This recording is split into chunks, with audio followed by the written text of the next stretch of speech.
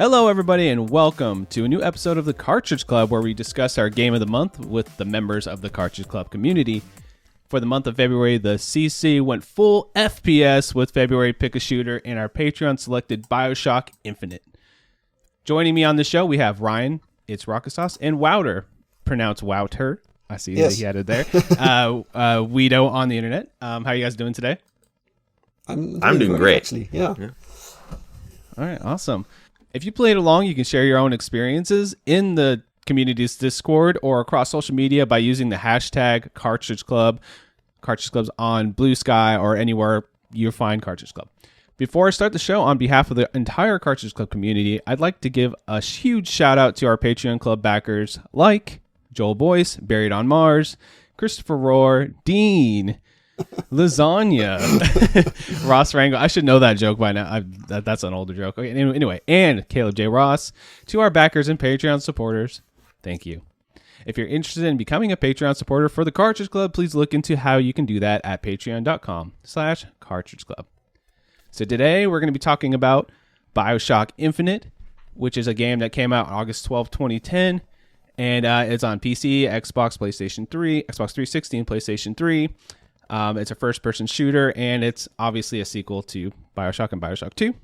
So I'll just throw it to either one of you guys, whoever wants to kick us off with some experiences. And what's your first experience with Bioshock and the series and the game in general? I'll start it off here. So in my experience, my history with the franchise is it started off with the first game, Bioshock. And I stumbled upon the first game and the sequel because one thing I like to do is a retro video game collector is when a generation start and fade out, I'll start hitting the secondhand stores and start buying a lot of games that are 2, 3, 4 years old that they have an abundance of for just, a few bucks a piece. And I kept seeing the stacks and stacks of Bioshock 1 and 2, which makes me think lots of people bought this game and maybe it's good. I think I only paid a few bucks for them. So I started with the first game, and then I went straight to the sequel because I enjoyed them. Nothing that made me like a super fan of the franchise. So I wasn't generally super excited to get Bioshock Infinite right away on launch, but one of my close friends locally did, and he beat the game, I think like 2 weeks after purchasing it, and it's like, hey, do you want to try this out? I was like, yeah, sure. And after trying out, I absolutely loved it. It made me kind of want to go back to the original 2 and start seeing parallels. I never bought the DLC because I think shortly after they announced the DLC that a complete version was coming out for the game. So I held off on purchasing it, bought it again, and then of course they announced, there's going to be a PS4 re-release, and I was like, well, I'll sell that version and buy the PS4 version for a better looking version.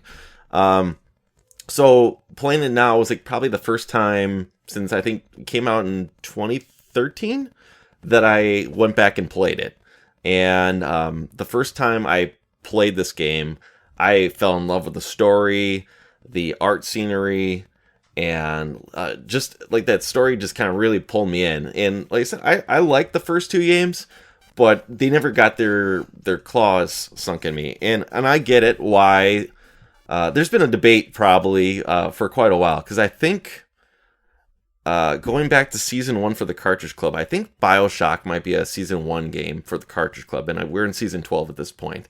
And there's always been a debate kind of going forward with people who like Bioshock 1 and people who like Infinite, because it's like these two groups right here where the people who are Bioshock 1 fans will almost always poo-poo over Infinite, and they won't accept it. And I get it, because there's other franchises I can think of where there's maybe games down the road that are better, but this game set the mark, right? So Bioshock originally is kind of more of a horror game. It was is Kevin Buried on Mars pointed out to me on social media, that it was like one of the first ever really like story-driven, focused first-person shooters where it kind of changed the game for it. So already having that set in place is not gonna, if you're a fan of that and that was like your first step in it, it's gonna hard to sway you to the next thing.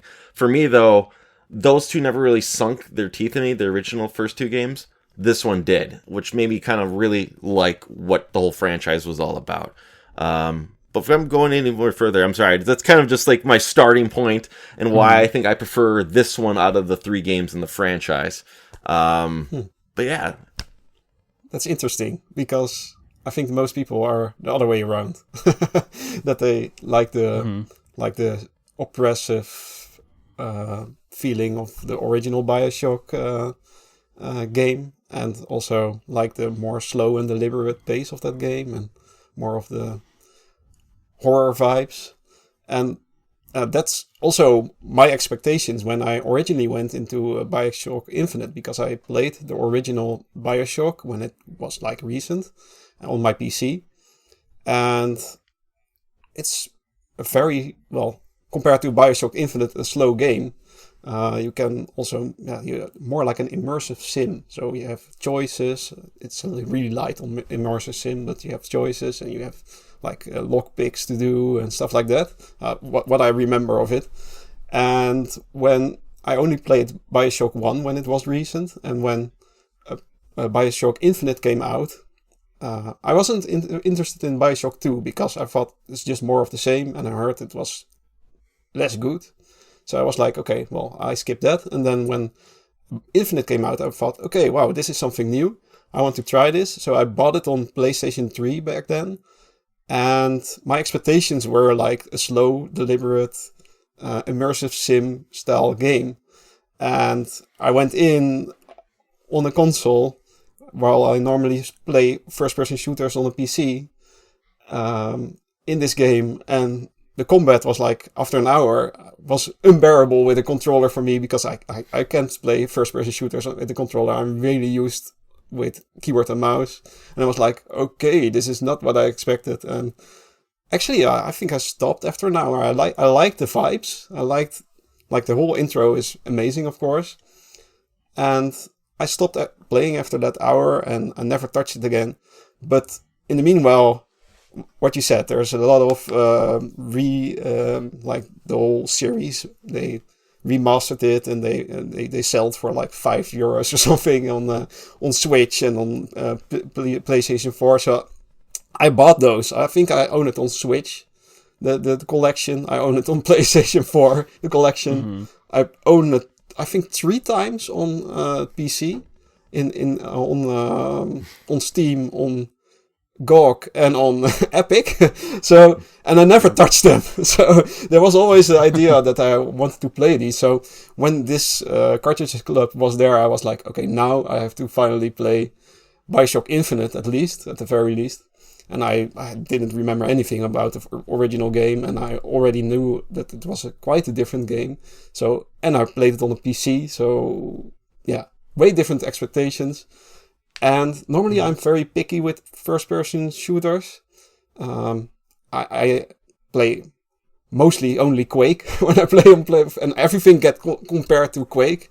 And Quake is, of course, a very action-packed shooter with a lot of movement options.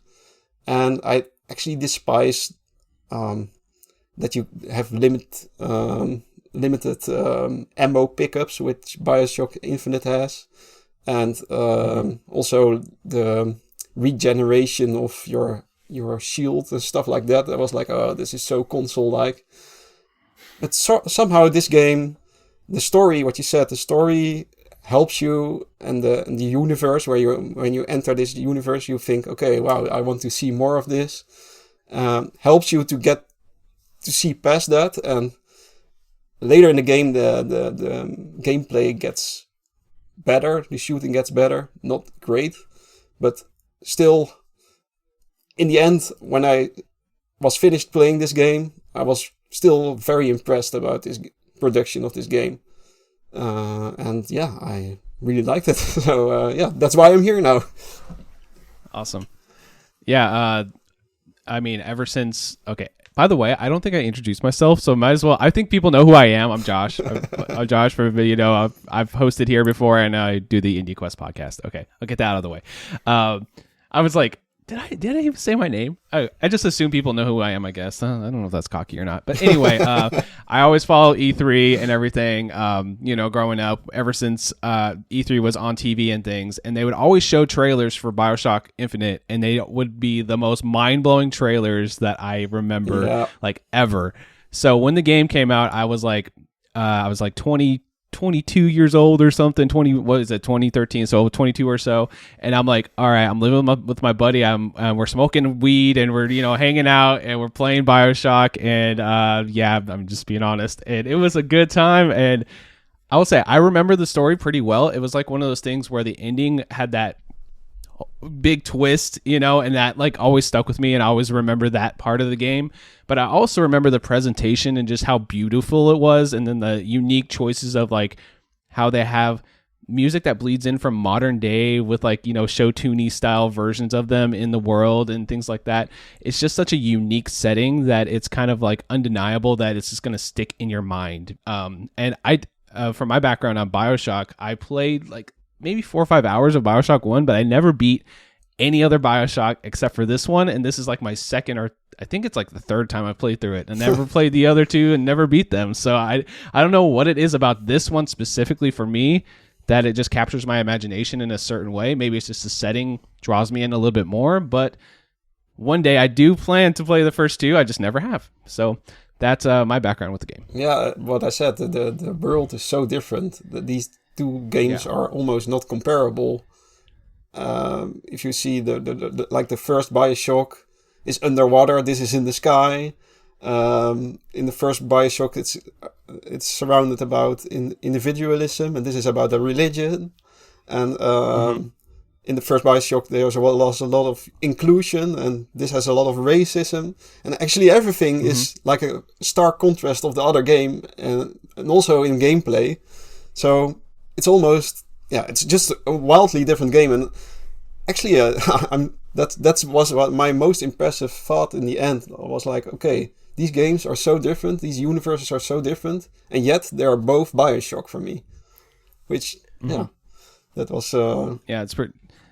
And then I just remember, obviously, if you guys are listening to this episode, spoilers are on the table, like per usual for these episodes. So at the end of the game, where I'm just going to jump right into it, where they cut to Rapture, spoiler alert, where they cut to Rapture for a minute there, I was like, if I had played the original game more, I was like, this would have hit so hard. But at the time, I was like, this is a cool idea, to connect these universes. I don't...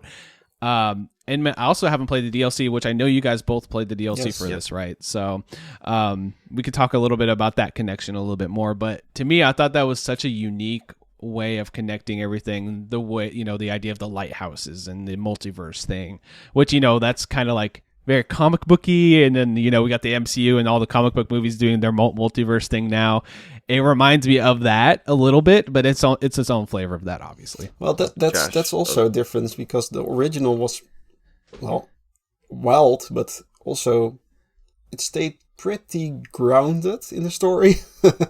And this Infinite goes places where you think, okay, this is almost silly and also hard to think about. So there's just a stark contrast between the game, and I can see why people either love or hate this game because of it.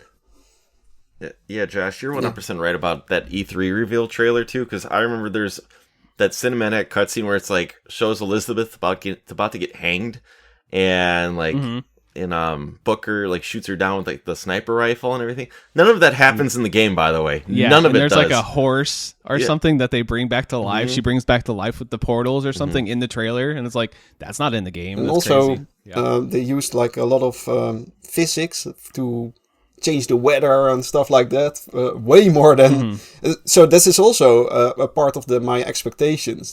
I went in with way wrong expectations when I bought that game on the PlayStation 3 back in the day, because I knew nothing about it other than some of those trailers, which are way more over the top than the game actually is in the end. Yeah, and also I would say, that trailer too, it kind of has like more of a realistic vibe. It kind of did the Killzone 2 trailer graphics kind of thing, where it looks nothing like the game. in the fact where it seems like the characters kind of almost have like a cell shaded look to them in this game. But I think part of the draw kind of works for me, at least with it, is like, and I know you mentioned, I don't want to say like the racisms is the draw, but I would say it's like the story is very kind of, it captivates you with like how awful these sky people are. But also that they take things that are like using the founding fathers of America, and like they are seen as gods to these people, which is completely different how the founding fathers wanted to keep separation of church and state. And this completely is like, no, these people are like, we completely ignore all this. You people are, they say what the Sodom below, because remember they defect from the United States and they're their own kind of thing. And they worship this prophet, this, what's his name? Comstock, yeah. And I also find it, I wonder if it's almost on purpose. I kind of feel like there's, for both Bioshock 1 and this game, that kind of has like a Disney vibe in the fact that it seems like Andrew Ryan, right? That's his name, right? Yes. In the first game. Yeah. He kind of looks like almost like Walt Disney a little bit. And Elizabeth kind of looks like Belle from Beauty and the Beast. I also and I'm got like, really like Pixar vibes or something, like Disney princess vibes. Yeah, like the big eyes. You know, she's like looking, like personally, I'm doing like hand gestures. But you see her so close all the time, and she has those big doe eyes, like Disney, like you were saying. So and she also like the hair also too. like a damsel in the tower. You have to have to save. It's really like cliche fairy tale story, maybe that part. But you're also right too about the contrasts and differences between the two games, where the first game is very dark and you're in like the water. Well, this one's very bright and colorful, and I don't know if that was a sign of the times, because I remember there's a period with first person shooters where everything was dark and gray, right, and black and gray. This is bright and colorful almost throughout the whole game.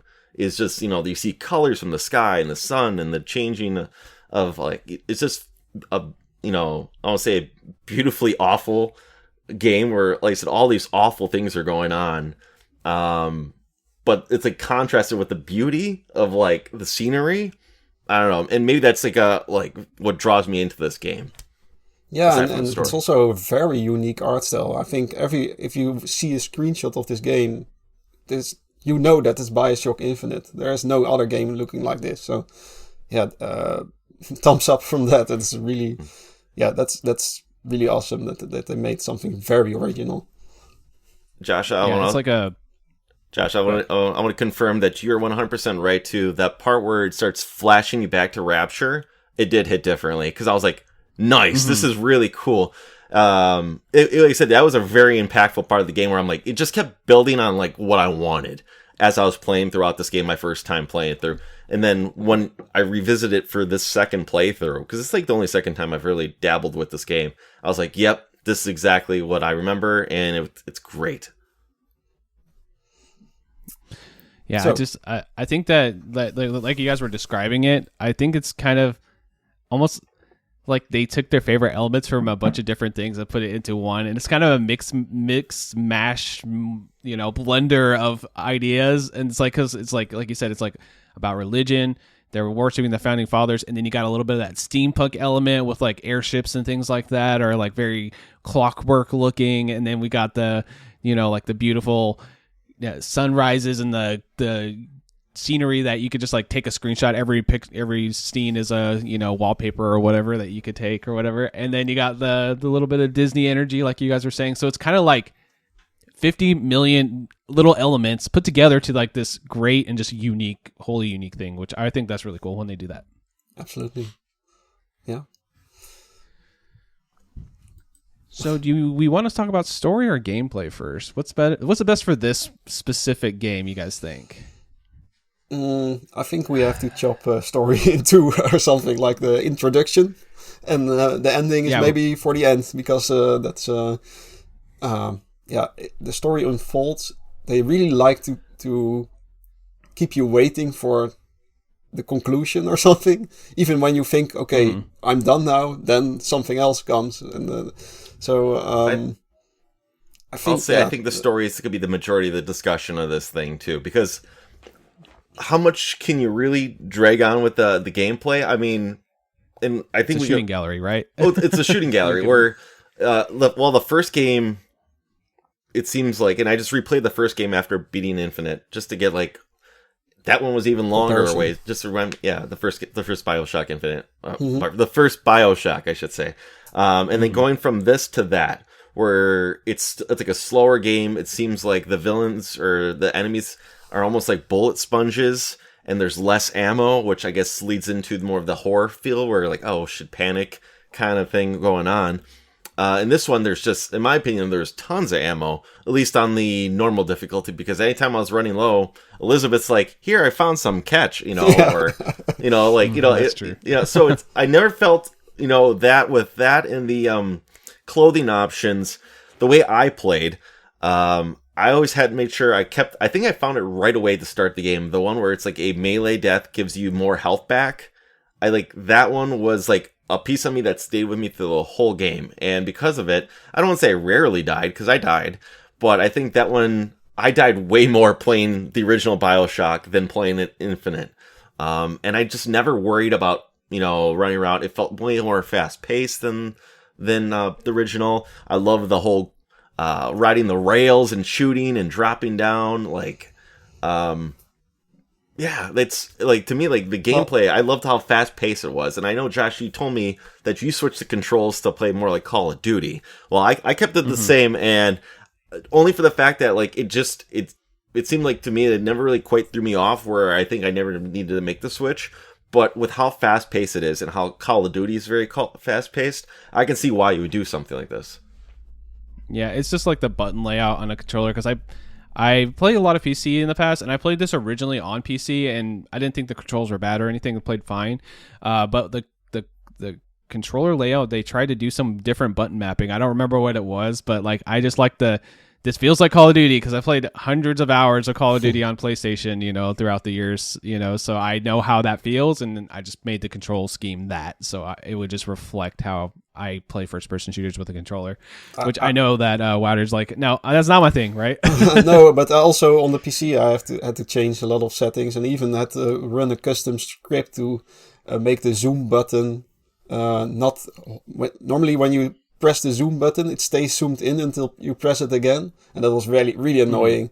So I made a custom script, so when I press, I have to hold the zoom button, and when I let loose, then it zooms out again, and stuff like that I had to change. But other than that, I think there is a lot to say about the gameplay, and maybe that it's not the strongest part of the game.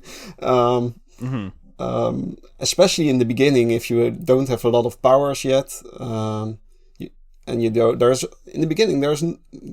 you think this game is a lot of like the rails, where you can, like it's more like a zip line between islands. But in the beginning, you don't have any of these, or not a lot. But later on, you have a lot more of the abilities, and also a lot of more weapons, and a lot of zip lines to make the combat a lot more interesting. So yeah, in the beginning I thought, okay, this is not really great, especially if you look at the enemy diversity. There's just guys shooting, and they're not really interesting enemy types. They also don't look that interesting if you compare it with the original Bioshock. The splicers of Bioshock 1, they're really like lunatics, and they look really special, and these are just guys running around shooting at you. It didn't do much with me, and also there's no, like the original Bioshock has the big daddies where you have to be afraid of, and here it was like not really special George enemies. Washington mech or whatever, right? I think that's the closest. Once you get to that part, like the George Washington, the big motorized mech Patriots dude. Or something. Yeah. Patriots, the Patriots. There you go. I couldn't think of the name of it. And later on, there's suddenly that handyman, which I think is the comparable with the with the Big Daddy. And that's actually a very cool enemy, but they use it like 3 times or something. I was like, okay. And it's suddenly there, no introduction. And what is he doing here? So I'm a bit split with the gameplay. I like there was like the combat arenas feel really open, and you can do a lot of stuff freely. But on the other hand, if you compare it with the original Bioshock, you could do very original things with the plasmids. So you can, for example, there's a pool of water and there's people in there, and then you can shoot electricity in there, and you can electrocute everybody in the water. And they put that in this game, but there's just on a sky island, there's a little puddle of water where nobody walks in. So I never used that. So the creativity wasn't really there, but just zipping around, going freely around those really big areas and go far away from somebody and snipe him and stuff like that. That's really cool that you're not like tight in a small space. So that's way different again from the original Bioshock, because that's all tight spaces, very claustrophobic, and this is like later in the game, very open, and that was my favorite part of the gameplay in this game. That you can zip line away and shoot from far, and then go close again and use the melee weapon from close by, and that was really cool to do. And then of course you also have the Elizabeth, who can bring in elements in the level. I don't know, did you guys use that a lot? Usually if it's like she can like use her portals to like provide rocket launchers or whatever that's like in the map. I would use that if I'm like running low on ammo and I'm like, or maybe I'm just feeling like, I've been using the sniper for a bit. Maybe I want to switch to rockets. I'll just pop up with the rockets and grab the rockets. That's about the only time I would use that. And then occasionally there would be like those airship things that you can teleport in. I would use those sometimes if there's a lot of enemies, Yeah, that's what... Yeah.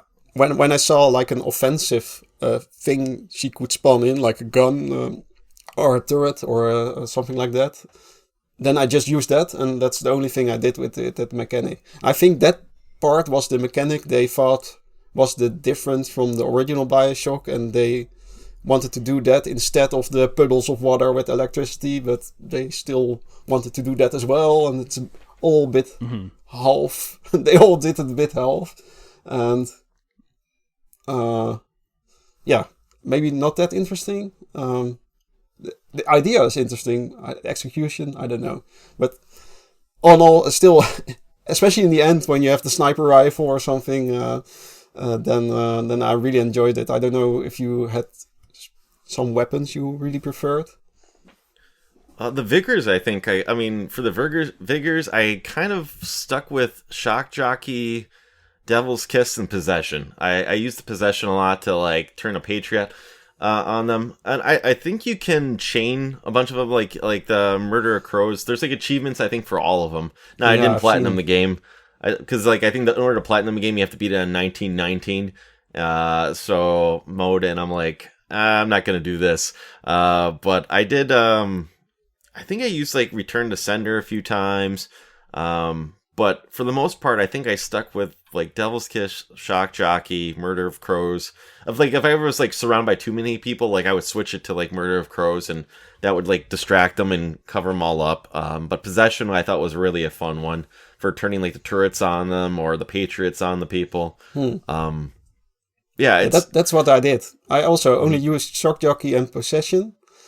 And for weapons, I only used the carbine and the sniper rifle, and never changed again and the melee weapon, because you can't bring all the weapons. You can only choose 2 weapons, and I was really annoyed by that.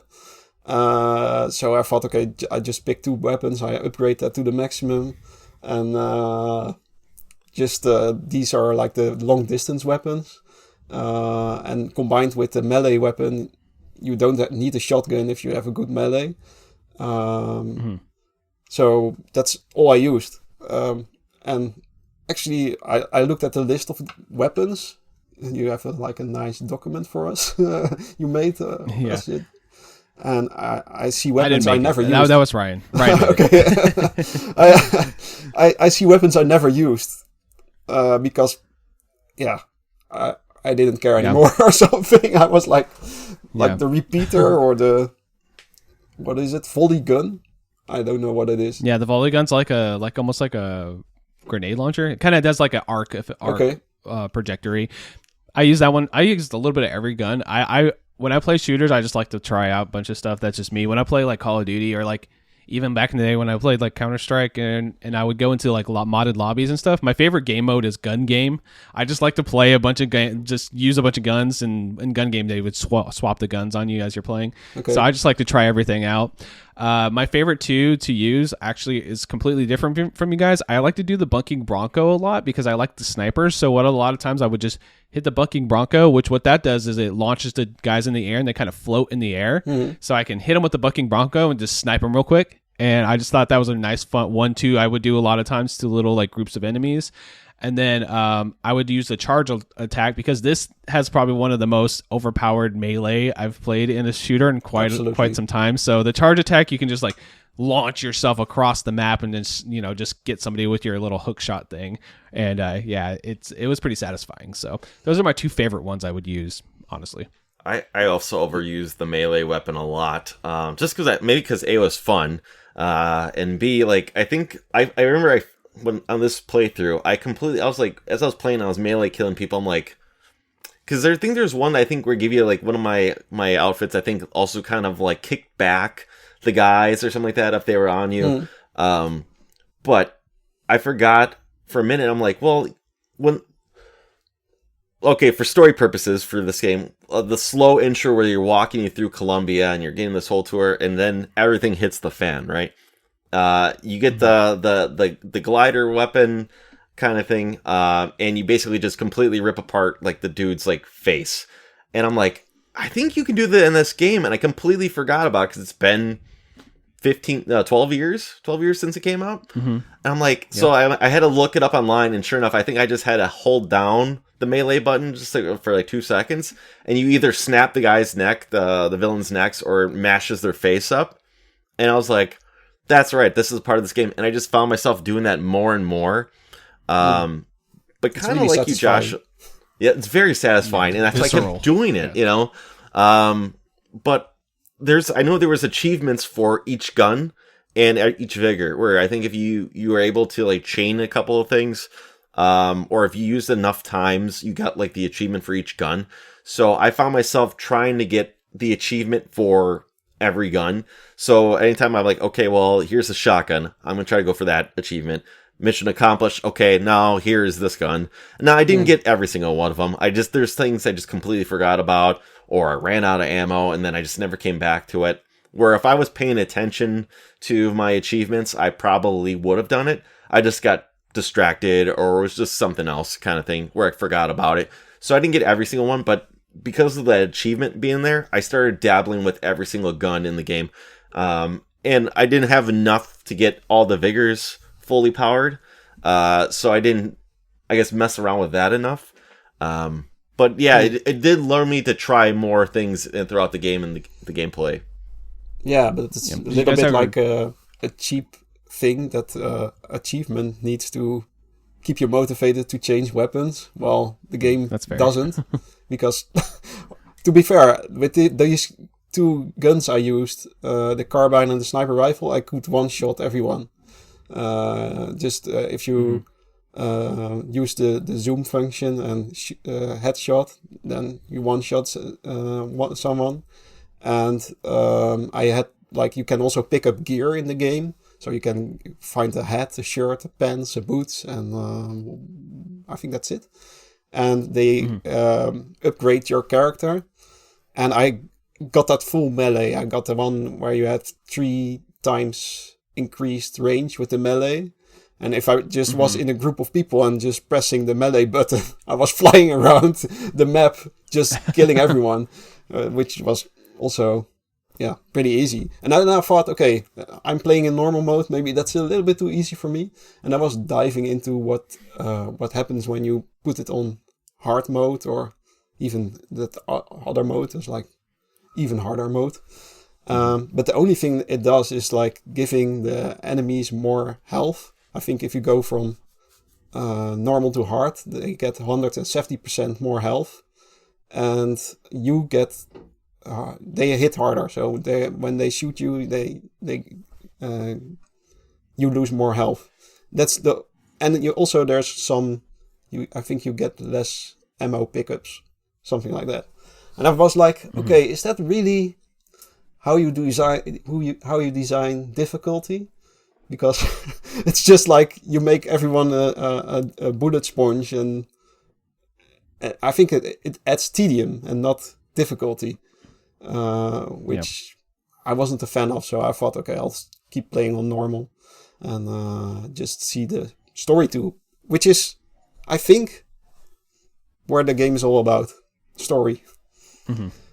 Yeah, we can jump in the story in a second. I just wanted to mention one thing I did enjoy about the vigors in this is the ability to turn any of them into traps, which I don't know, is that in the original Bioshock where you like hold it down and you can like place the trap of that type on the ground? I have no idea anymore. Ryan's like thinking over there. It's not available in the original. So I thought that was a nice, unique. If there was, idea. I didn't use it a lot. If there was, I didn't use it a lot, but occasionally it was kind of cool to like throw some like electric like trap down. Okay, those enemies in that area are dealt with for now, and then I can focus over here and then go back to them or something like that. But I didn't use it that often. Honestly, if you want to be honest about this game, it's easy. Like to me, I find the gameplay easy and kind of, it's just fun to kind of just shoot around, get through some dudes. But what we're here for is really the story. It's sort of a power fantasy, which is nice. Yeah, power fantasy. The only time I remember back to the original playthrough, the only part I ever really struggled was like the final battle on the ship where you have to like kind of preserve, I think it's Comstock ship or something like that when you get total control of like Songbird, right? That part, I remember originally playing it, I was like, man, this is hard. And then on this playthrough, I'm like, how did I struggle so much on this part? I just didn't know what to do. Yeah, I mean, I was just being too much of a sitting duck or something like that, where I needed to be gliding around more or something. Yeah. But like, I just remember that whenever the Patriots came apart of that like final wave, it's kind of when I just like would just lose it, or I'm like, what am I doing wrong here? But on this playthrough, maybe just because I remember what I did, how I beat it the last time, that it was not that hard. And I want to emphasize, I did die a few times in this game, more than a few times. Nothing like the replay of Bioshock that I just got done playing with. But on this one, like I said, I did die, so I'm not like a pro gamer. But it was significantly easier than the original game. And what did you guys think about, the boss fights or the lack thereof? Was there like the ghost boss fight? That's one of them, right? I think that's the only boss fight. Really? Yeah, and then the ending is not really even a boss fight. It's just it's like a horde mode for like, just to survive this, this onslaught. Yeah, right? pretty much. And I was like I actually really I heard people disliked that ghost fight with a lady Comstock. Yeah, it's her mom, Elizabeth's mom. Yeah. Spoilers. Not really, right? Well, yeah, just kidding. No, it's not her mom. I mean, I said the biggest spoiler right at the beginning of the episode. Just anyway, in one universe she is her mom, and other universe it's not. Mm-hmm. Anyway, I actually like that fight. That you had to like, you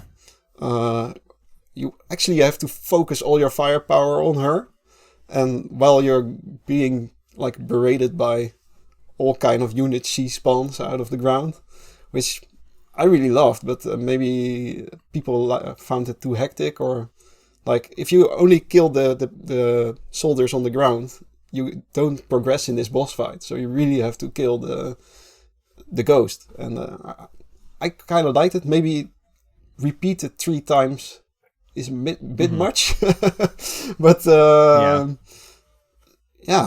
liked it, and I would want to see more of this in this game, but there was just no boss fights, and that end fight I really didn't know what to do. There was in the screen they say kill or destroy all zeppelins, and there is a lot of zeppelins in the skybox of this game, which is just not doing anything, but I was just shooting it to the skybox, and there was nothing happening. And I was like, what do I need to do? And there was like continuously spawning those Patriot robots, and I was like, I don't know how to progress. So I had to look up on the internet what I needed to do, and then I found out that I could use that songbird. I didn't even know. So it was like a huge mess. I died like 3 or 4 times there. I think that was my problem on the original playthrough as well. Like, I just completely ignored Elizabeth saying, "Songbird's ready," or something like that. I just completely ignored it. Maybe I was just too much like running around trying to stop everything. That I think that's originally what happened to me on my first playthrough, where I just kept dying and I kept on like pulling my hair out, wondering what I had to do. As for and like they lack don't of explain it. That in this game, everything gets really explained really well, and really like, if you learn a plasmid and you get, or it's not called a plasmid, but a vigors, then then you get like some enemies to check what the vigor can do, and there's some explanation as well, like a little video. And then when that final area arrives, then you suddenly can control Songbird, but how? I don't know. And you get just thrown in that battle without even knowing it's an option to call that Songbird to help you. And I was like, what is this? So I feel this game is really rushed to market. Well, if you're wondering how, Elizabeth does tell Songbird to listen to Booker. She says, listen to him before everything goes off, basically. So if you're wondering how, Songbird's just listening to you, so, you know. I don't know. I feel this game has that story written out. They really polished that story, and the gameplay was a little bit forgotten with when they had to rush this game to market, because I think this was kind of in the development hell. And Ken Levine was like had a million ideas, and he wanted to do more, and he wanted more time, but they I don't know the name of the guy, but they hired somebody to help get this game to market. So I feel like there was a lot of stuff they just started cutting stuff. So I feel like there was a lot of stuff they wanted to put in the game but didn't, you know what I mean? So and you feel that when you in the gameplay department when you play this game, not terribly, but you feel it a little, and in some parts you think, okay, they cut some corners here. He got pre-Kojima'd, like Kojima with Konami. What happened with Metal Gear Solid 5, where he had a million ideas, and Konami said, you've been developing this game for way too long, and we need to return on this investment here. Sorry, cut everything you want to. And the game is affected by it because they're setting up more and more things. It sucks for him, but he's now doing his own thing with Judas. So hopefully that he gets the game. It's also in development hell. Yeah. I think also another game that's been developed. They've been talking about that 12 for years or something. I think it's supposed to come out in April of this year, and we still haven't heard anything of. I hope so. If that's true, awesome. So yeah, I'll play it for sure. Yeah. All right. Well, I think that's probably the main overview of the gameplay we did there. Let's jump into the story. So. You kind of start off this in this like mysterious room. Kind of like it looks I guess almost not sepia tone, but it's like very just drab, this like very like procedural like PI building, and then you meet the twins, what's the name of them, Lutece twins, and they say, bring us the girl and wipe away the debt. And then it cuts to that whole scene where you guys are where you go in there and you get introduced to Columbia. You go up what is it, like an elevator, you go up in there, and then like it looks beautiful. Obviously it's like this gorgeous like church area, and then it like turns like dark when everything's like Ryan was saying, the shit hits the fan, and you kill that guy, and then just like it's just crazy chaos. What do you guys think about the intro to the game? I think it's really strong. I think that maybe it's the strongest part of the game. Maybe, yeah, I think so, because you get introduced very interestingly enough, like Bioshock, I think it starts in an airplane, right? The original Bioshock, you start in the air, you crash down in the sea, and then you go further into the sea. And this starts on a boat, and you go into the lighthouse, and you go up in the sky.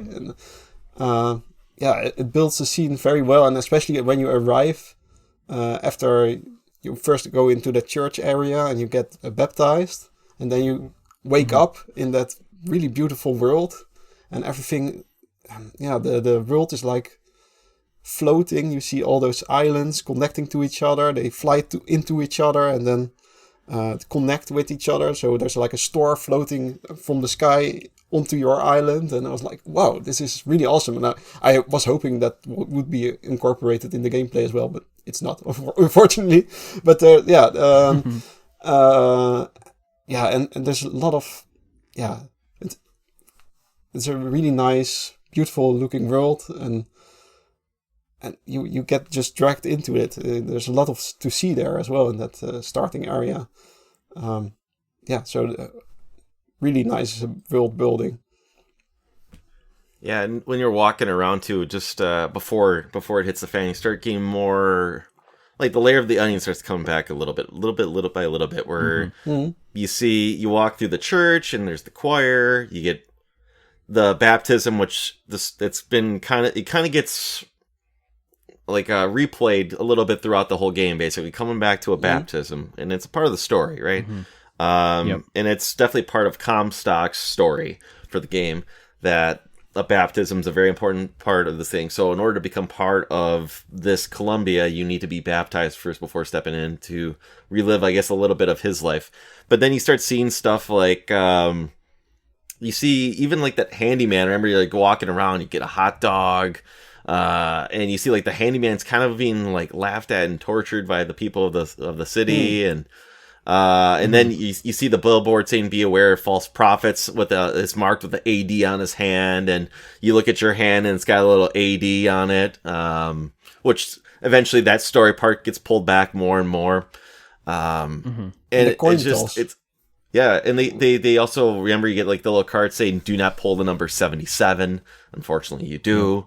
Which, lets through, it gives you a choice, which I don't think affects I don't think there's any, for the story, I don't think there's anything that changes your effects. Like there's a good ending and a bad ending to Bioshock 1, where your choices in the first game, if you choose to kill the little sisters and get more Adam, you don't get the good ending. Where if you just rescue and resolve them, basically you get the good ending. I don't think anything like that in this game at all, and maybe that's part of the story development hell, but yeah, it still kind of does a little bit of the audio storytelling, where you find a little bit of the clips that reveal more of the story that's going on.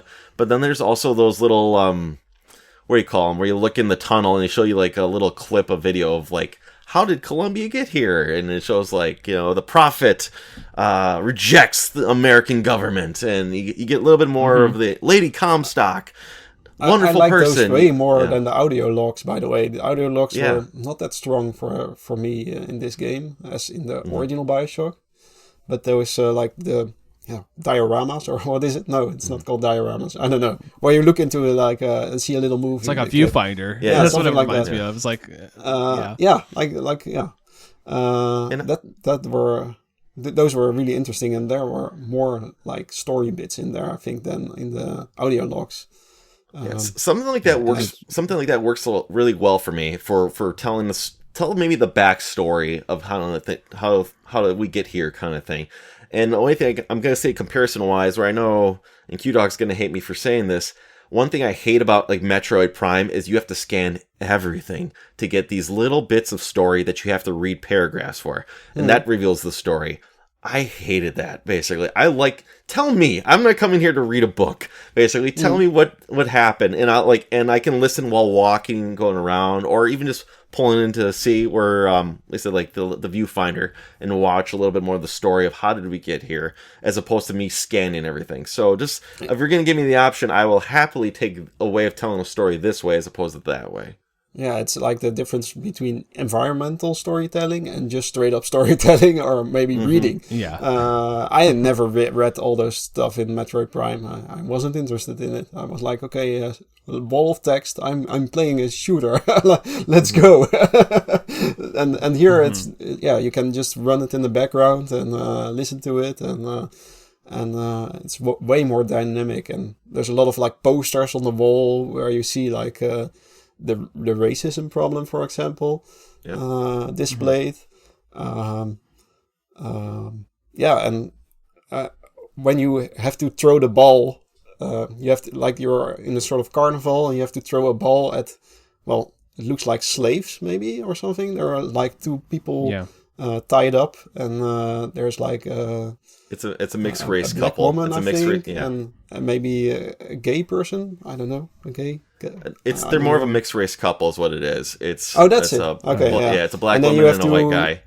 Yeah, and then you have so to they're being shamed choose- because of racism. Yeah, Oh, that's it. Yeah, and so you have to choose to throw the ball to them or to the announcer or something.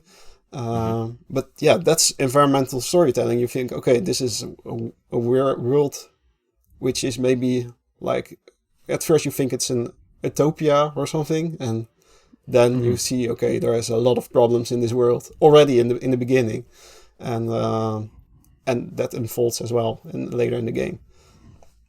Yeah, it really does build that feeling. It's like, who is this Comstock guy? It's like, is he like the king? You know, is he like the oligarch of the area? Like, how it just feels like it's just like a class disparity. Like, you really see that as you're going through the streets. Like, you do that carnival at the beginning, you're seeing like, you know, oh, these are probably like the middle class people that have, you know, are getting by, and then you interact with that mixed race couple, and you know, it's like, okay, there's this racism angle too, and this whole, maybe there is like indentured slaves, you know, it's kind of like things that start slowly revealing like the darkness behind this beautiful world, you know. So I just really think that was impactful. It's really strong that you learn something about you. You learn something about the world. You learn something about Comstock, you're the antagonist, I think. And also the strange stuff with, there's like a coin toss, and you have to, well, you can't choose. The Lutus twins, or how are they called? Yep, that's right. They stand in front of you and they say, do you want,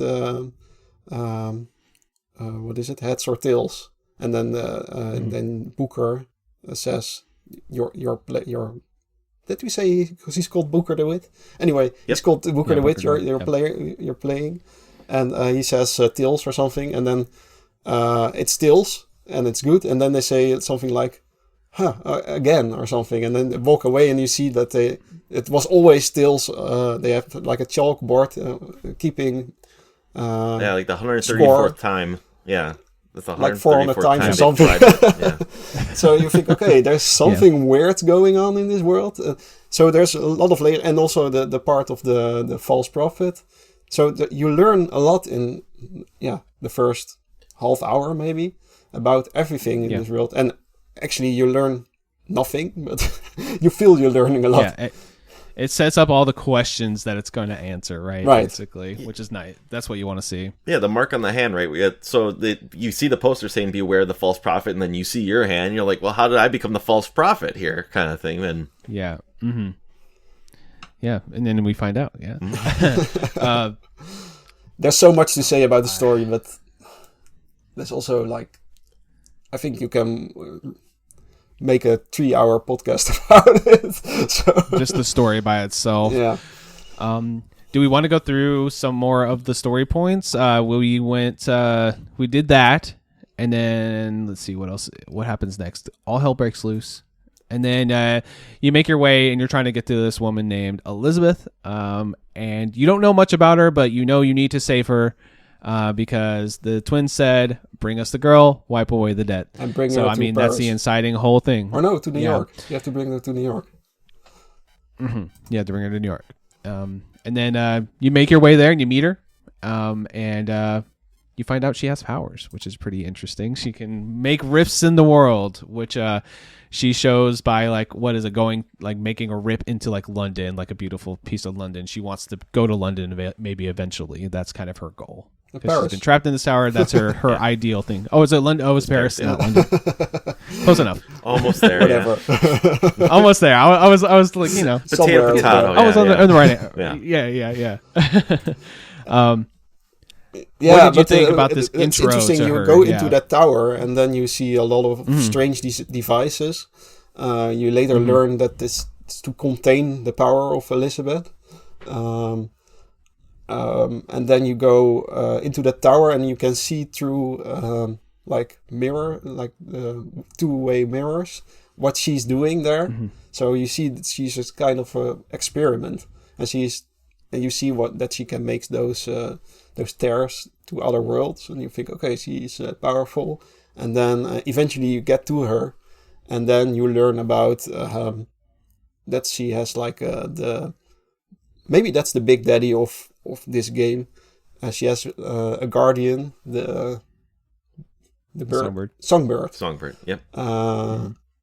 Yeah, and that when you want to get her out of the tower, the songbird attacks you. Yeah, that.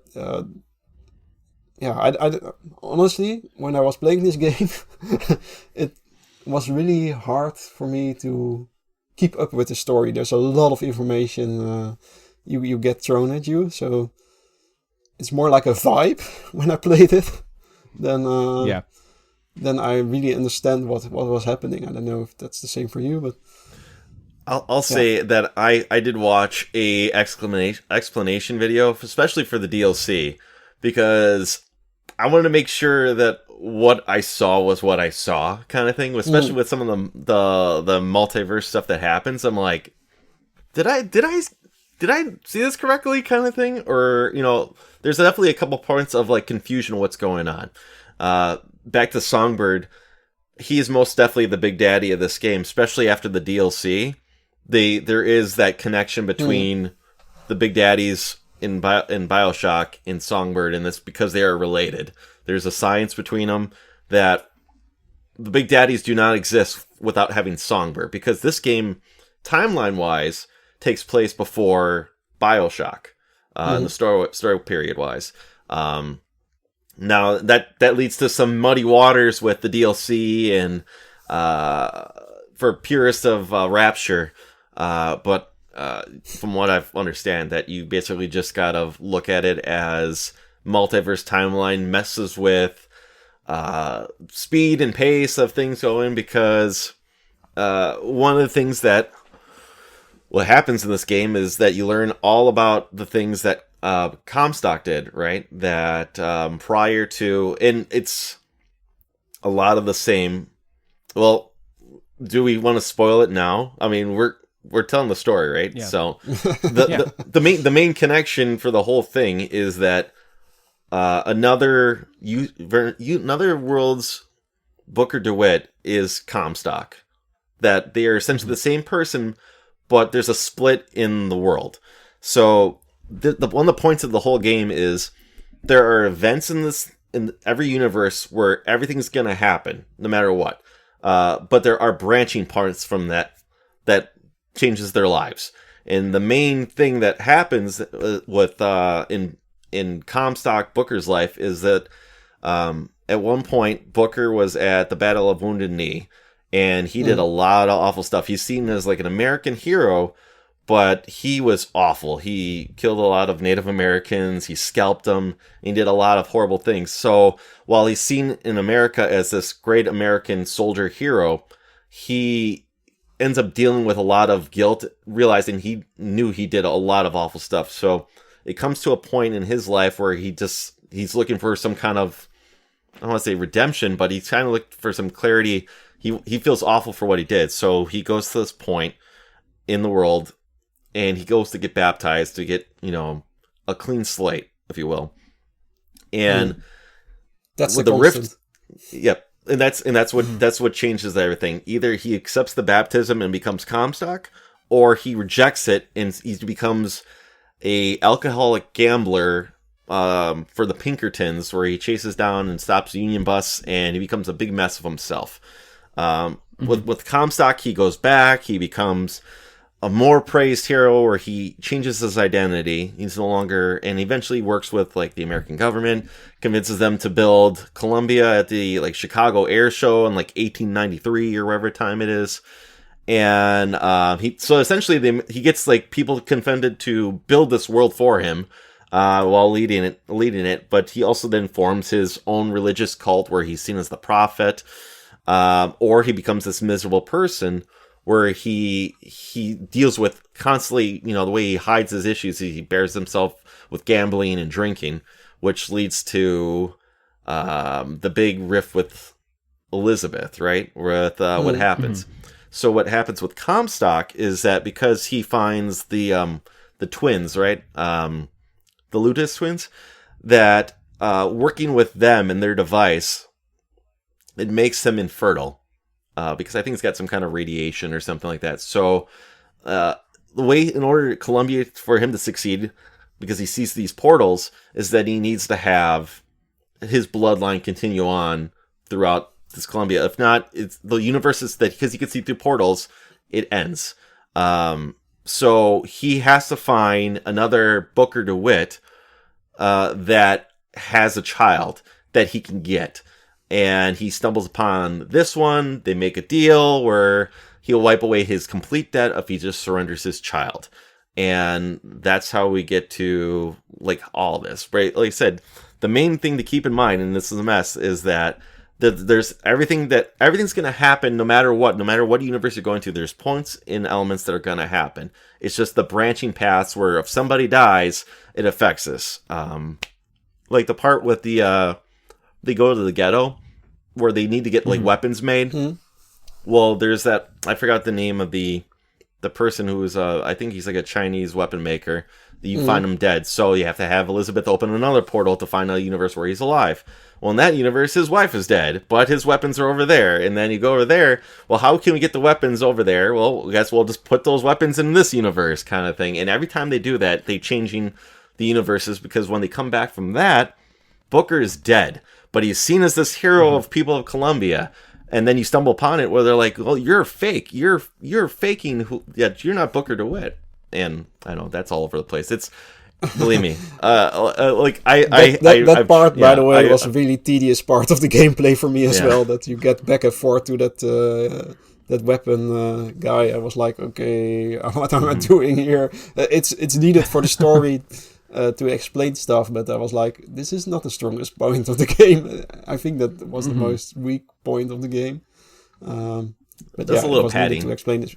It's a little padding. A lot of back and forth, and also you have to go get that Zeppelin twice, and every time when you get the Zeppelin, it gets destroyed or it gets taken over. I was like, okay, get over with this. So this is the middle section of the game.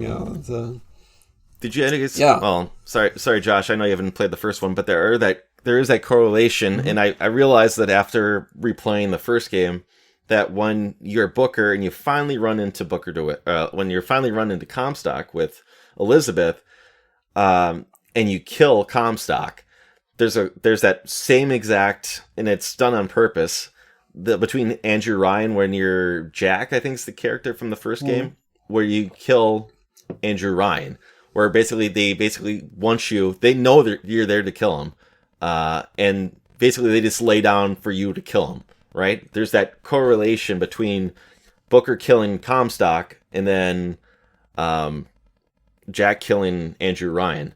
And that's on purpose, because it's saying that, like, I think there's some, I wish I was smarter when it comes to this stuff. There's other people who are going to probably do a better job of explaining, but there's a lot of I think you're doing a great job. Well, I'm just saying that there's a lot it's just hard to explain. Even it's not easy to say, and like I said, there's people who write probably better essays at doing this than me, but there's definitely the relation between both games, because there's elements that are always going to happen, and regardless of what they are, whether it be in the sea, in the sky. And variables. Constants and variables. So there's stuff which always happens, which are constants, and variables is things you can change.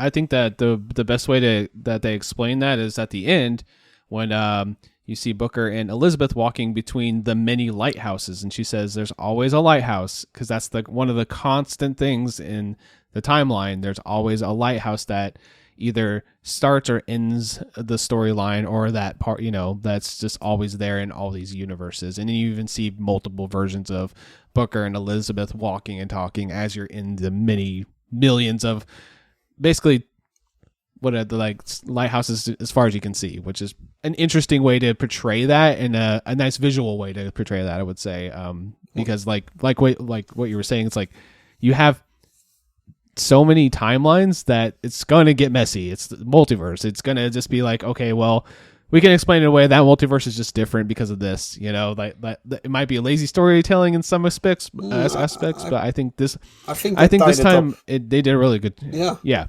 I think they did a good job with that because like I said, it can be lazy though. They could be like, that's just the multiverse version of that person. Whatever, But here they actually had it very thought out where when you get that final reveal at the end of the game where, Booker is, Comstock from a different timeline. That's a really nice reveal, especially like that final scene with the baptism and all the Elizabeths from all the different timelines come in the universes and they baptize him one last time, basically. I thought that was pretty cool. So do you guys know why the Elizabeth you play with this game has her powers, and also why she probably survives that part of the game? Because she gets sucked in that portal, and then the finger, the fingertip. Her fingertip of her pinky stays in Booker's world, and she goes into Comstock's world, and because of 2 parts of her body are in a different world, she has those powers to create those tears, and also probably because in the very end everyone dies, actually, and also the existence of Elizabeth will be erased because he can't get a baby anymore. In the end, you still see, after the credits, you see a part where probably Elizabeth still was born or something. It's really weird, but she probably survives because, like the Luthus twins, they can survive in between all those multiverses or something. So, well, the thing about it is that they're not really twins. One is a female, and then another universe is a male. But they discover that with each other, and I think the female one worked with Comstock for funding this portal thing in order to bring her brother over. That was all part of the whole thing too. Really? The funding the funding the projects of the universe. Yeah, their because she created the floating device, so that everything floats. Mm-hmm. So it's. I almost wonder if Elizabeth was born before the baptism, and that's the part I'm not sure. So the finger thing makes perfect sense to me because that's video games. It makes the science works perfectly in my opinion. The pinky opening universe, I never thought of that just till you mentioned that right now. If that was mentioned in the game, it went over my head because a lot of things went over my head in this game, even on a second playthrough. But and I only know that she survives is because the Elizabeth that's in the Burial at Sea is the Elizabeth that's from the game. She's not an Elseworld Elizabeth. That's the Elizabeth that's from the game. But she has her pink. She has her pinky still. She has her pinky? Oh, maybe. I think so, yeah. Well, no, it still makes sense though because, I don't know how she has. Did she open portals in that one? I can't remember. Only a really small one to get that frost figure.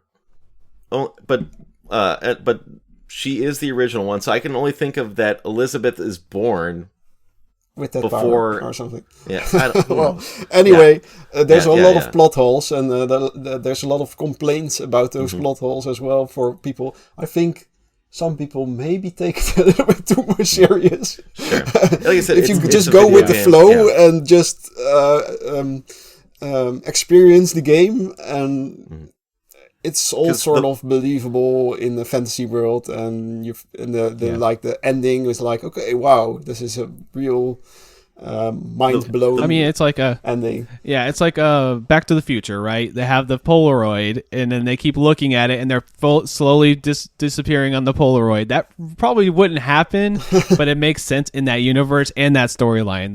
That's a similar type of thing here. It's like just go with the flow. Like you could start poking holes in any story where they have multiple timelines because, yeah, of course, it's going to get messy because it's an infinite. That's, of course, the name of the game. But that's the reason why. There's infinite stories that are told. So it's like, yeah, just chill, just relax, enjoy it. When I first played this, I thought the ending and that full, like, the way they brought it all together at the end was like, I need to put my control, I need to stop playing and just like think about this for a minute. Like, I need to watch some explainers. What just happened? That's what I that type of thing. directly did. Yeah. Just watch YouTube and just watch some explainers. Like what really happened here, and yeah, it's like you think you know what happened, but you want that like start to end like full explanation to you, because it's like, okay, now I can kind of connect the dots better, right? Yeah. And good stories in video games do that with me. I always go to explainers or story explainers after I stop.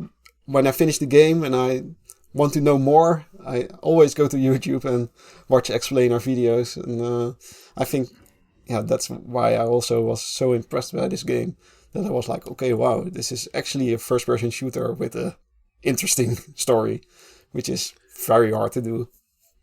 There's definitely, though, the main reason why, though, they drown Booker at the end of the game is because that's the only point. Because I think Booker tells Elizabeth, he's like, we have to stop this Comstock from ever happening. And that's literally the only way he can do it, is that he does not come out of the water after being baptized. Because if he goes in the water after being baptized, he becomes the prophet, if you will. So that's the only way they can stop it, because every single time that's the branching point where everything split, goes forward. So in order to stop it from ever happening and having, no matter what, there's a part in the game when you see an old Elizabeth, right? Where I was going to bring that up. When Comstock is attacking New York from the sky, and Elizabeth is doing that, I think, because she is like the follower of, like, the follow-up of Comstock, right? That's right, because he's like dying. And I think that's why the Lutus twins bring in this Booker, because they seen that as well, that they attacked New York, and they want to prevent that happening, and that's why they get killed as well in the game. But not in the multiverse. And that's why they bring back Booker into this game to prevent the attack on New York. I think that's the idea of the Lutus twins. But there's so many storylines happening as well, and that's very cool. I wished I was like, when this game was finished and or like was like recent, that I was in this.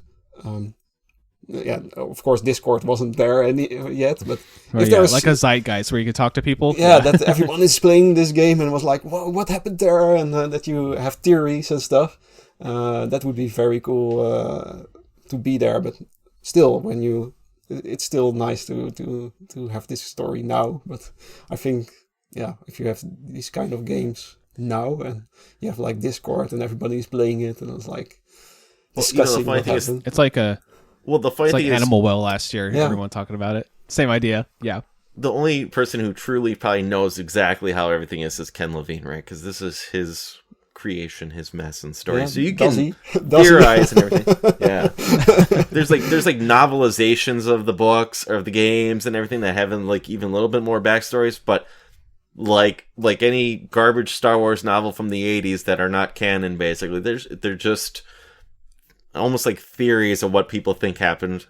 If it's not from his mouth, then it's not canon, right? So if it's not in the game, it's like Metal Gear Survive, canon, right? It's like that didn't happen. Metal Gear Survive. That's just another. Someone Solid Snake was not baptized in that universe or something. So.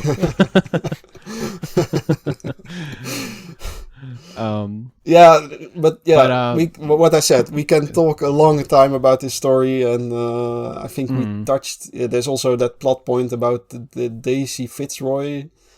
I honestly don't. That didn't hit that much with me. I didn't know what happened there. It's really. Like the Vox were like trying to like basically overthrow the government, right? From what I could tell. So what happened with that what happened with that part was that because Lady Comstock knew that wasn't his daughter, that Comstock hid Elizabeth away in that one tower because to keep his wife happy.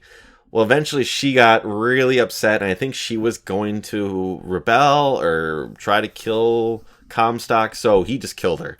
but then he used Daisy Fitzroy as the patsy, right? The scapegoat is the as the person who killed her, even though he killed her just so because the people of Columbia loved Lady Comstock, so it's a way to like fire people up, general racism, and everything like that. He had a scapegoat right there, where also part of the Between Universes kind of thing. Remember, like, she was a part to helping them, and then they eventually came in a part of the universe where he rebelled, he turned, and she sees him, she goes, no, the one Booker I saw died. You cannot be real. So the people that you were working with against the people of Columbia, soldiers of Columbia or something like that, they start turning on you because like I said, they think you're fake.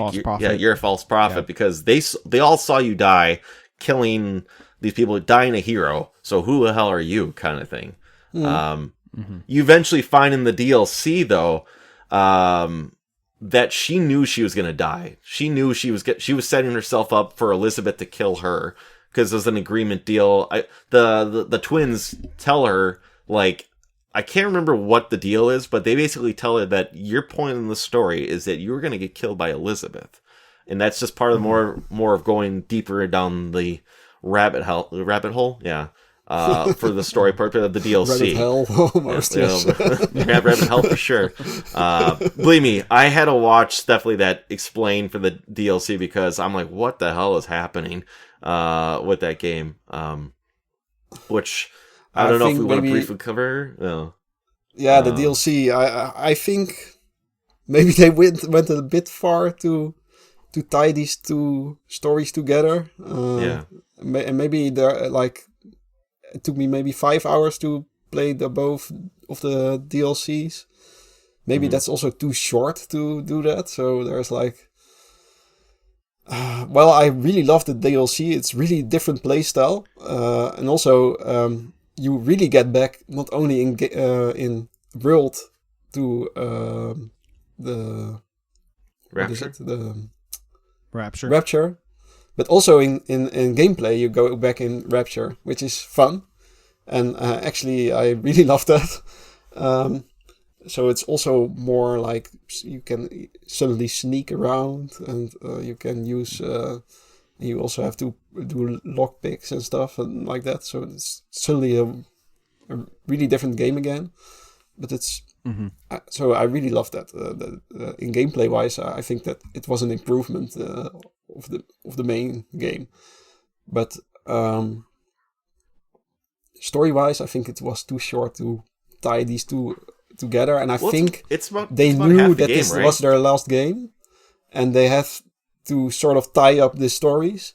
Well, I think if they continued Bioshock, they could really well just make another Bioshock like Infinite and the original Bioshock in another world again, because they set it up in the end of Bioshock Infinite. They set it up that there's a lot of different universes and a lot of like lighthouses, so you could very well do something way different again, which would have been cool. Yeah. Do you guys think that they for the DLC that they had a plan for like a full game that was like a full crossover, and they just kind of had to shrink it down maybe to fit it into like a 4 or 5 hour thing? Or did it feel good? Like I said, I didn't play the DLC. I just honestly busy at work as excuses, etc. I didn't have time to play it. But I think they made it as a sort of fan service, and also to just tie up the whole Bioshock worlds together to make more sense. But honestly, it gives more questions in the end, maybe. But again, if you just go with the flow, you totally believe it. But if you dive more into this story of these two DLCs, there's a lot of plot holes and stuff which doesn't align and stuff like that with the original game. So I liked it, but purists hated it. Well, that's what I know of it. Yeah. So. There's some things, but they do some things that kind of make sense between the games, like the scientists between the two worlds find the portals, and they're working with each other. Like the whole connection of like, well, how does Songbird work with with Elizabeth? Well, like because that's part of the one mission is like you have to find the evidence from they were working with this one doctor and they stopped off the communication because they say the vigors are tied with the atom. Because there's that's the two scientists shared their research with each other. So that's why Columbia has the vigors where they explain their science with the atom. And then they were sharing the scientists. I'm forgetting their names at the top of my head, but there's the one scientist who, he's the one who's from Rapture, right? And then the one, I cannot remember the one from Columbia. I don't. His name escapes me. I think that's the. He's got a top hat. He's got a Daisy top hat. Fitzroy Yeah. kills him, right? That's the guy. Yeah. But he's the one who invented. He's the one who invented Songbird for Booker or whatever his name for is. Elizabeth. Comstock. Yeah. So they're sharing their research back and forth with each other. So that's why how the Big Daddies became part of the Rapture universe, while the Vigors became part of the Columbia universe. So they do a few things. It's interesting because I think there's a part in part 2 where you see the Asian scientist get killed. In the first game, he's just there with a big drill in his back. In this game, you see him get completely mauled by a Big Daddy. So there's some nice little, I don't want to say, it does some good patching, but it's like I said, it's not a perfect match. It could also be part of the development hell and whatnot with the game. And also, it doesn't help that Bioshock 2 isn't developed by this team. So they also threw in the story, which maybe doesn't fit. I never played that game, so for me it's like it doesn't exist. I actually want to, but now I played this. I want to try the second as well, just to have played everything. I heard it also has a good DLC. So Minerva's Den, everybody says is like one of the best like DLCs ever. Like I know that's high praise, but that's what I've heard. I haven't so. So basically what you guys are saying is they tied a bow, but they were in a hurry. Basically, they tied a bow on it, but it's not the most beautiful bow you've ever seen, pretty much. Well, there is a Bioshock 4 in development, so... Really? Yeah, you never know. Yes, there is. It's being developed by Cloud Chamber, I think it's called. Cloud Chamber. Yeah, they've been... Yeah, and it's like one of those where it's like, they're making it, but they haven't shown nothing. Yeah. Honestly, I wouldn't be surprised if we see like a trailer for that this year. I wouldn't be surprised if we did, because they've been talking about that for like 3 years now, I think. Yeah. So I think it's time for maybe like at least a cinematic or something. Okay, and what do you expect? Is it in? I think it would be in Rapture again, right? I kind of want. This time it's just you're just in a regular city. I don't know. It's on land. It's the cross between water and air, land. Just one's in space. We're doing that. It's a moon colony. Yeah, well, right. Yeah, it's just like Judas. That's also in space. Yeah, exactly. I kind of hope for Bioshock 4 to be another original universe kind of thing. That's why I like about Infinite and the first game is that they're both their own universe. I don't want to revisit their thing. I kind of want to keep each game, if they're going to do it, keep it to their own. Not saying it has to be in the sky, or if it wants to be underwater, make it its own thing. If I was going to have I would play it. Hopefully it's good. But that's why I kind of like between both games that they're their own thing, even though I don't say they're similar, but they're also their own thing. That'd be my hope. Yeah, they work fine. But like I said, I've only played Bioshock Infinite, and it works perfectly for me. Like without any other thing, I just knowing the fact that Rapture's the setting of the first game, you're fine playing just this game by itself, in my opinion, because it works really well. Before recording this episode, I said to Josh, you probably know just as much about Bioshock 1 as I do. I played Bioshock 1 all the way through, but how long is that ago? 15 years? I don't know. It's like I don't know 2007 anything or 8 or anymore. something. Yeah. I only know the Big Daddies and the Little Sister and Rapture, and that's about it. So, and it doesn't hinder this game. So you can just play this without knowing anything about Bioshock 1. Yeah, as Josh did, and yeah, it's not going to affect you. It's not. The only part is that one part that I think Josh mentioned, which was, when you go for that brief moment back to Rapture, just for that tear in the universe, and you go there for just a moment, where it hits you it gives you the good feels inside, right? Even though it's short lived, but you don't need to play the first game or the second game in order to play this game. Yeah. So right, I think that's about it. One thing really random, which comes up now, is that part. There's a part in the laboratory in the story, and there's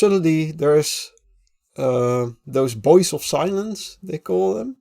There's like enemies with like big hearing ear aids things or something, and you have to sneak around them, which was a really cool part of the game. Suddenly, that was like a really strange nice change of pace. I didn't expect it. I was just flying into them and just trying to kill them, but it will punish you when you do that. And actually, I feel they wanted to do more of that in this game, but they didn't have time enough. That's another part where you see this, like, okay, there was a lot of ideas, but a lot of stuff got cut in the end, and unfortunate, but still a good game. So it's quite a miracle that this game even exists, I feel. Yeah, they could have easily just been like, we'll just cut our losses. We don't have to put this out, after all this development. But they got it out, and I would say it's one of my favorite like stories in an FPS game. I mean, like maybe not ever, but it's up there. What else is there? Like Half-Life 2 maybe or something. Like there's not a lot of like first-person shooters that have like a story that you remember. Usually like, yeah, the gameplay was awesome. I love this weapon. I love this enemy design, or I love how they built this certain stage or whatever. That's what you usually talk about in a first-person shooter. But here we're like, yeah, the shooting was pretty good. That's not what we're talking about. The story was awesome. So it's kind of backwards, and when it comes to that. Right. Yeah, that's exactly my feeling as well. And if you compare it with Half-Life or Half-Life 2, the gameplay is stronger in Half-Life 2, I feel. But I feel for me, the Bioshock universe is more interesting than the Half-Life universe. So if you choose gameplay, Half-Life is better. But I think I'd rather be in Rapture or in Columbia. That's just a personal taste, I think. All right. Well, I think we're here. We're kind of wrapping up. It feels like we're getting to a natural conclusion. So, do we want to go around the table? Any final thoughts or opinions about the game, and then we can close it out. How about you first, Wouter? Well, what I said. You don't go into this for gameplay. It's just a shooting gallery. If you go into there in this game as a shooting gallery, then you maybe get surprised that it's a little bit more than that. And just go into this game for the story and just let it flow over you and enjoy your time with it. Okay, Ryan, what about you? Yeah, I want to say, like, even after replaying it after all this time, it still holds up where I found it enjoyable. It didn't hit as strong the first time playing it, but, like, when it's a story and you know the ending, it's never gonna hit the same. You're never gonna get that same end game feel like you do seeing end game for the first time in the theaters and whatnot. But it's still just as good as on a replay. I won't say just as good. It's good on a replay kind of thing, right? And I felt it was a very enjoyable game. I would love to explore more from this universe or more things like it. Josh, should I go into recommendations, like follow-up game, like similar games, or okay? Yeah. One thing I took away from replaying it from this time was, and I noticed it right in the beginning. I remember when you walk into the church, right, as you get in the sky, right, there's like little doll figures, and one of them kind of looked like the Fallout guy. And that immediately started making me think of playing Fallout. I played Fallout 3 last year for the first time after watching the Fallout TV show. And I don't want to say it's similar, but there are definitely moments like when you get a new power and you see like the little, like, take your enemy. And that felt very much like Fallout to me when I was playing it. Now, granted, Fallout 3 and probably 4 are just very much an open world, and this is more of a linear experience. But it's like the first thing that hit to my head when I started getting the first vigor in this game. I'm like, that just kind of reminds me a little bit of Fallout 3 when I played it. So I know they're not the same universe, but that's also another kind of story-driven first-person game. Granted, it's got millions of side options to pad your game playing on, but that's another like story-driven first-person shooter. So aside from the other Bioshock games, I would say maybe Fallout would be a good one to dabble in. Especially in universe, it's comparable, I think, sort of. Yeah. Like the same it's time, like time frame. What is it? 30s or something? Or? Like it's like a retro futuristic, right? Like it feels like it's the future, but it also has like elements in like classic. That's one thing that I love about this, about Bioshock Infinite, is just like because of the multiple tears in reality, they get that bleed through, and the tears are like not of space and time. So you're hearing like modern, like 1940s, the Beach Boys, or what Beach Boys, not 40s, is that 60s? I don't know. Beach Boys music in there as like doo-wop groups inside of this 1912 world, which is just interesting. They do that a lot in this game, which I thought that was cool. Nice little like extra layer to the universe.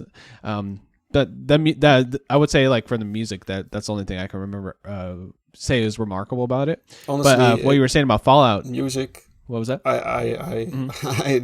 only thing I heard in the music was the tune when the combat stops. You hear like the orchestra stopping playing or something, and I was like, "That's the only thing I remember." That's true. And it gets really tedious in the end. I was like, "Okay, again this sound." I don't know.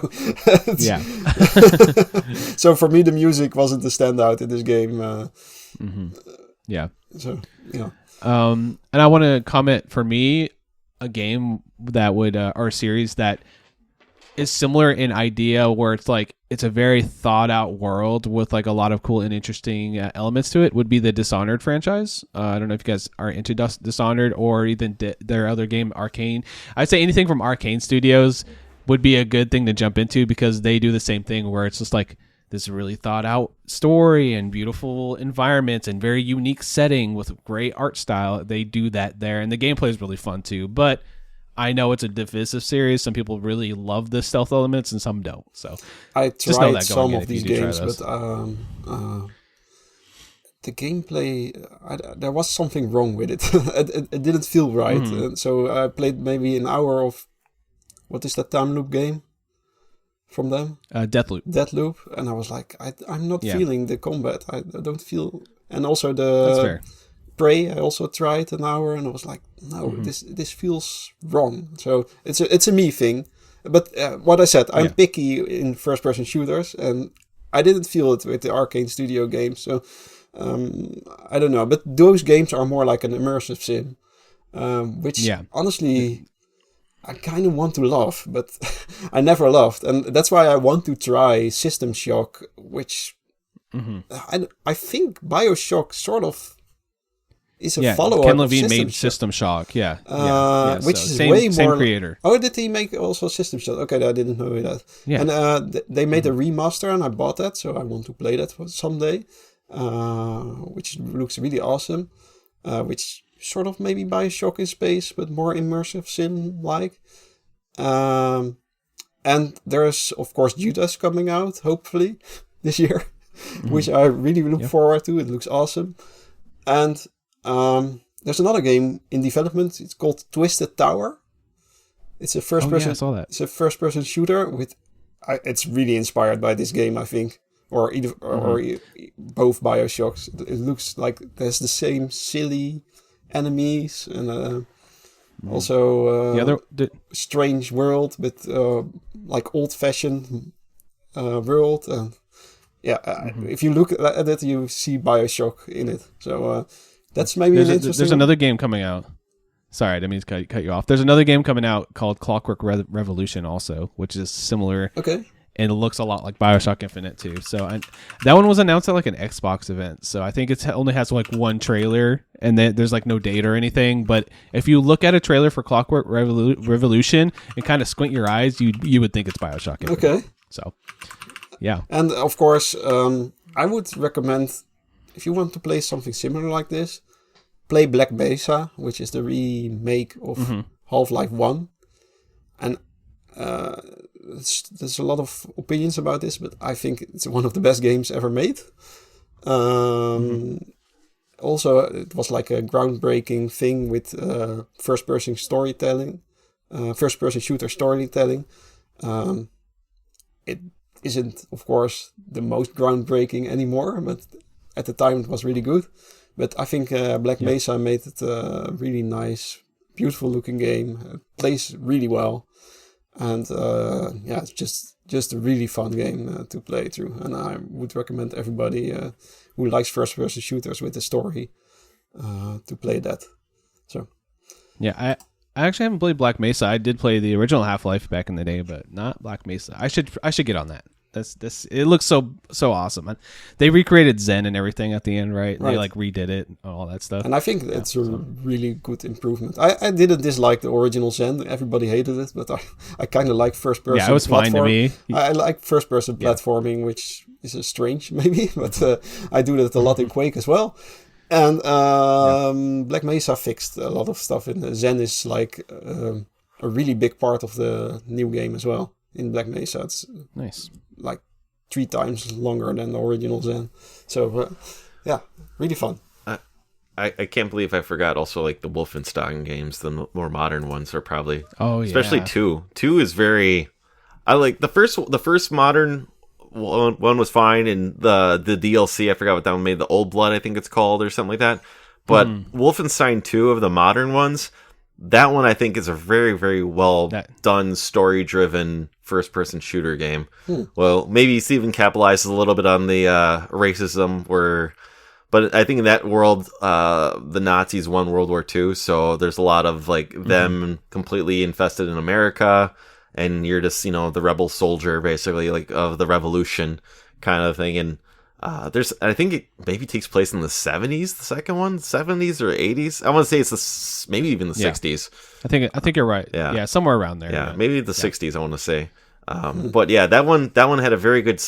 To me, if I remember correctly, that might have been like my favorite game that came out that year. After oh, cool. Yeah, after not thinking, it's like New Colossus and New Colossus. Yeah. That one, especially called New. Yeah, New something. The names is so confusing of those games. Old Blood's the DLC I think for the first game, but I think was it the New Blood is the second one. That one. New Blood I think is the co-op one. Sure. Oh yeah. Sure. Just I know it's 2 though. Yeah, that's what he's right. Yeah, he's like, oh, it's so confusing. Yeah, but Wolfenstein 2 of the modern ones, and I'm forgetting what year it came out. I want to say maybe it is the New Colossus. Yep. It's number 2. And you also have Youngblood or something, or Youngblood's the spin-off side story thing. Yeah. Well, there's a lot of them. Okay, but, New Colossus. I need to play New Colossus. That's I never played that. I would put that on your list. Yeah. You didn't. I think you specifically would enjoy that. So cool. That's a good recommendation. Yeah. All right. Any final thoughts on Bioshock before we kind of wrap her up today? I think we said enough. All right. Yeah. Go play it. It's an awesome game. Yeah. If you already you know the story, if you listen to this, but still go play it if you haven't. I think there's still even with our rambling, there's still a lot of stuff to learn. Oh yeah, we missed a lot of stuff, but. Go experience that for yourself, right? We didn't talk about Elizabeth too much. Yeah, she's a central character of the story. But, You go enjoy that. Yeah. Yeah, but I she's think we a hit very all believable the major character, beats, right? and or believable. Yeah, she's just nice. Normally, when you have like maybe final note, when you have like a character you have to take care of in the game, it's really annoying. You have to like 100%. have to defend the guy or girl you have with you or something. But she's just you can just run away and she just follows you and she throws you some stuff and you never have to take care of her. And I really love that you just she's just there to tell the story, but not to. I'm going to jump on real quick with you because I think that was another reason why I was hesitant to buy the game. That was a very good point that I just remembered right now. That she does not, you don't have to worry about her getting attacked from anybody. She just goes and hides, throws the ammo. And even though like you escort her through all the way, she's never a worry in this whole game. And that is perfect. Because I think only up until this point, every time you ever have like escorts, it's like the worst thing possible in a game where you have to protect these people and join the waves, and it's annoying. It's like a common game trope, and this is like the first game where like I can never think of where you didn't have to worry about your companion and they just help you out and they stay out of the way, and it's perfect. So, right. I did get a bug where she blocked me into a doorway one time, which. That was annoying, but I just reloaded the save. I had the other way around. I was further in the game, and she wasn't with me anymore. She was stuck behind the door, and she was talking to me. And I heard like there was like a voice. You heard she was talking in another room, so you heard there was a door in between, which was interesting. Yeah. Anyway, I think it's quite polished. Not that buggy game. I didn't discover any bugs, so all right. Well, I think that wraps us up for today. yeah, I think so too. All right, I'll do the whole rigmarole and we'll do some plugs at the end here. I'd like to reiterate, March's game of the month will be the return of March Madness, and this year we'll be covering the NES. If you're playing along or just want to discuss the game with us, make sure to let us know by using hashtag Cartridge Club or on whatever social media platform you frequent, or go over into the Discord, which you can find at cartridgeclub.com. For those who want to get a head start on April's game of the month, we're going to be playing The Legend of Zelda Skyward Sword, and there's a little parentheses here that says woof. So I'm guessing Ryan's not super excited about this one, but Nope. Also, in May, we got May the Force Be With You, and it's a Patreon vote this time what won was Star Wars Jedi Survivor, which I think is an excellent game. I really love that game. And that's going to be the Star Wars game that we're going to be playing this season. So if you're interested in being a guest on the show, please reach out to us. We're always looking forward to having new community members, like Wouter over here, on to talk about the games that they love. To those of you interested in supporting the club beyond a review on the podcast app of your choice, I'd like to mention that the club is entirely funded by pledges made from the members of our community. We're extremely grateful to these supporters, and if you're interested in becoming one of them, please look into how you can do that at patreon.com/Cartridge Club. All right, thank you guys for hanging out with me for a couple hours here talking about Bioshock Infinite. Wouter, Wiedo? Yes. That's where they find you on the internet. How can they find you? I'm mostly on Bluesky talking about games. My handle is Wiedo.nl. That's Wiedo.nl. And of course, you can listen to my podcast, New Game Old Flame, where we talk about new games on retro platforms. So, go listen. I'm a fan. I like that podcast. It's really good. Thanks. Ryan, where can they find you on the internet? You can find me on Bluesky, Instagram, Discord, all with the handle ItsRocketSauce. Been there for a while, and I'm enjoying it. So, thank you. Thanks for having me, Josh. Oh, also, by the way, I'm also one of the hosts for the Cartridge Club. By the way, so anyways, thank you. I think people would know that by now.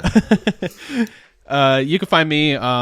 My handle changed since last time I was on here. It's Bluesky. It's just my name, Josh Leslie. So if you look that up on Bluesky, you'll find me.